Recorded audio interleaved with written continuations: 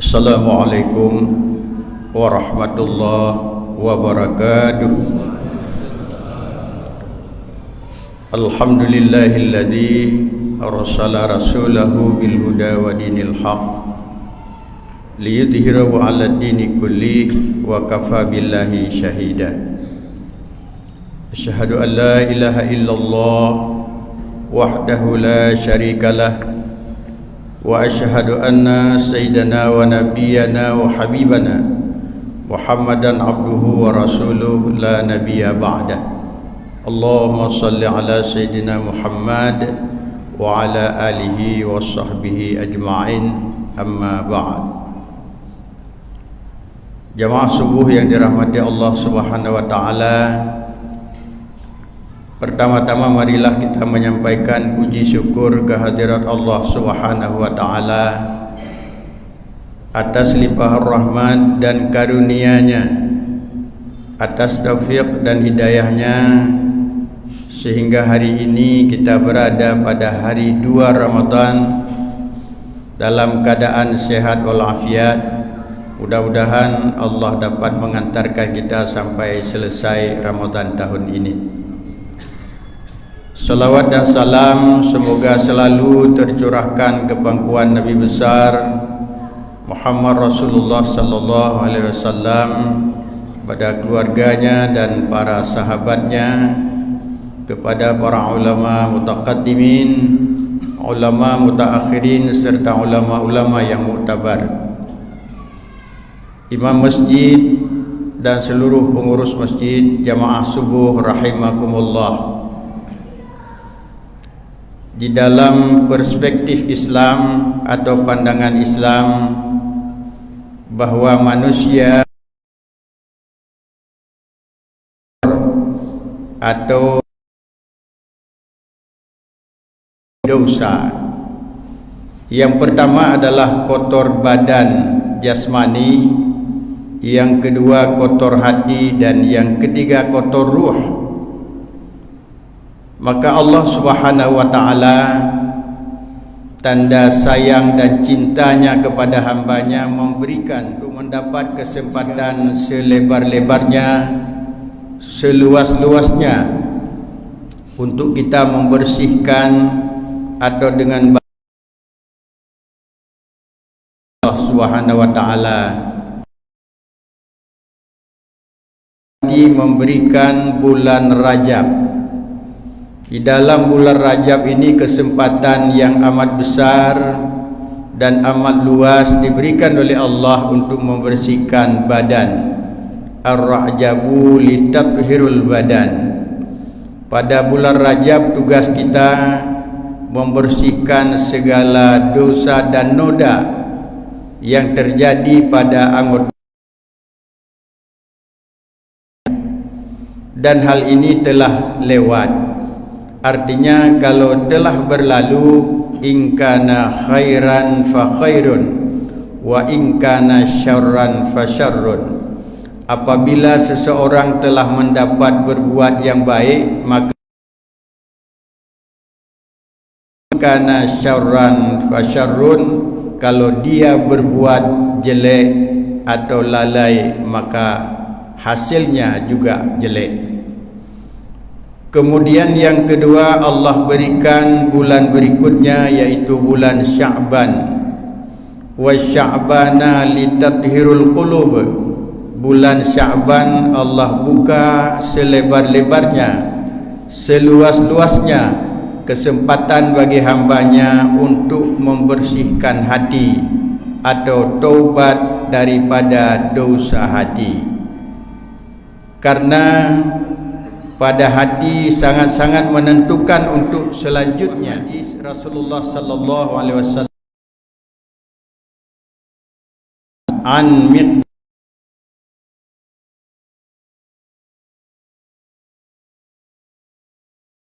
alaihi wasallam mudghah, ilah bahwa dalam jiwa manusia atau dalam jasad manusia ada segumpal daging, wa apabila dagingnya wa in rusak daging itu, maka rusaklah wahia qalbu.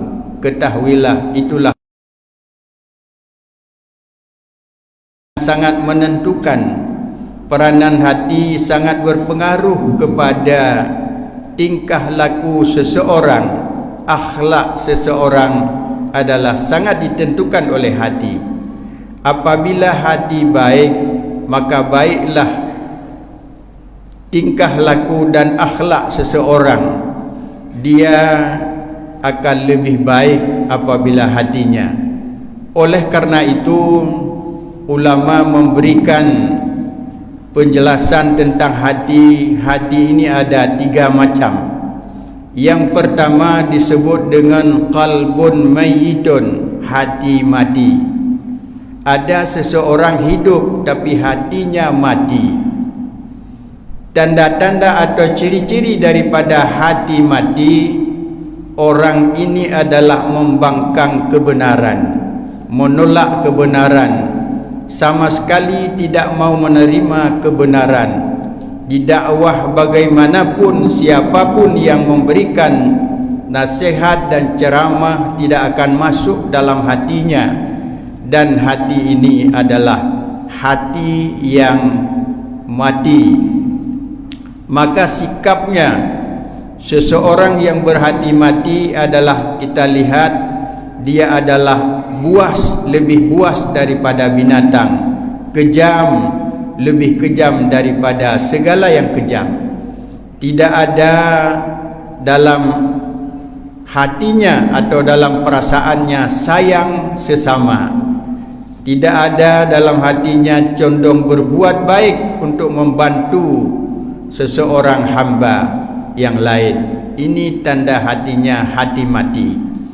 Oleh karena itu, Imam Asy-Syafi'i mengatakan, ketahuilah bahawa kalau kamu bertemu dengan seseorang, kau ajak kepada yang baik, kau suruh dengar yang baik, tidak mau mendengar yang baik, ditawar yang baik, tidak mau menerima yang baik, maka datanglah, hampirilah kepadanya, takbir 3 kali di telinganya, anggaplah dia itu sudah mati sebelum ajal. Artinya orang hidup tapi dianggap dalam pandangan agama orang mati yang tidak mau menerima kebenaran. Hadirin yang terhormat, jamaah subuh rahimakumullah. Yang kedua adalah qalbun maridun, atau hati yang sakit. Hati yang sakit ini bisa saja berada pada hati orang mukmin, tapi kalau hati mati ini umumnya, atau yang lebih tepat adalah orang yang tidak mau menerima keimanan, alias orang kafir. Sedangkan qalbun maridun ini berada pada hati orang mukmin. Tanda-tanda hati orang mukmin ini yang sakit, yang pertama, kehidupan tidak pernah tenang. Dia memiliki harta yang banyak, dengan harta yang banyak itu hidupnya tidak merasa tentram, tenang, nyaman jiwanya. Dia memiliki kedudukan yang tinggi dengan kedudukan yang diberikan oleh Allah, tetapi dia masih merasa tidak aman, tidak nyaman, dan selalu was-was dalam kehidupannya. Itu tanda hati yang sakit. Hadirin yang terhormat, hati yang sakit ini masih banyak kesempatan untuk kita mengobati hati. Dengan apa kita mengobati hati? Yang pertama adalah kita sadar seorang hamba Allah yang dhaif, yang hidupnya tidak lepas daripada takluk kudrah dan iradah Allah Subhanahu wa taala. Apa saja yang Allah berikan, apa saja yang terjadi pada diri kita, pada keluarga kita, semuanya sudah ditentukan oleh Allah Subhanahu wa taala. Sedikit pun tidak lepas kehidupan kita dengan kudrah dan iradah Allah Subhanahu wa taala. Kemudian yang ketiga disebut dengan qalbun salimun, hati yang bersih, hati yang baik, hati yang sejahtera. Sehingga seseorang nanti pada hari akhir dikatakan dalam Al-Quran, yauma la yanfa'u malun wala banun illa ma atallah biqalbin salim.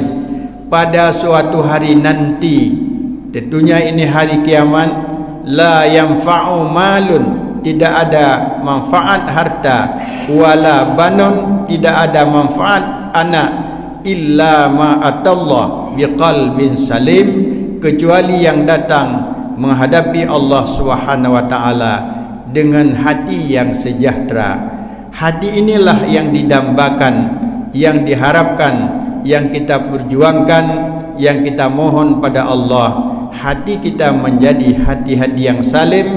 Hati yang salim ini hati yang senang kepada yang baik dan selalu menggapai, mencapai ridha Allah Subhanahu wa taala.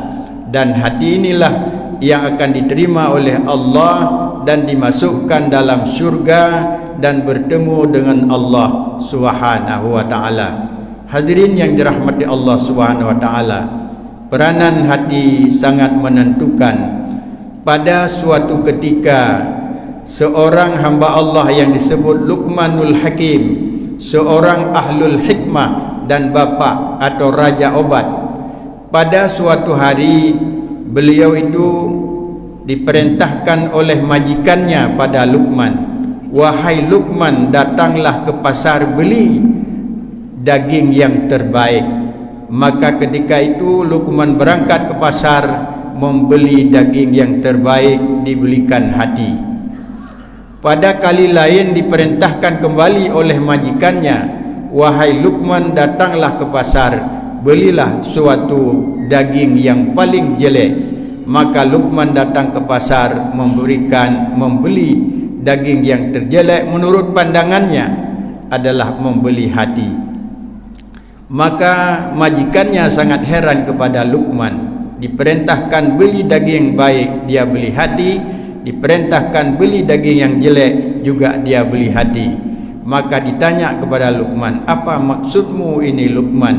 Maka Luqman menjawab, ketahuilah wahai majikanku, sangat menentukan pada daging ini. Daging ini yang terkandung, yang terbaik adalah hati, yang terbaik tapi masih memiliki kesempatan. Di dalam bulan suci Ramadan ini kita dapat merenungkan dan membersihkan hati, jauh daripada sifat hasad, jauh daripada sifat ujub, jauh daripada sifat riya, jauh daripada sifat takwa Subhanahu wa taala.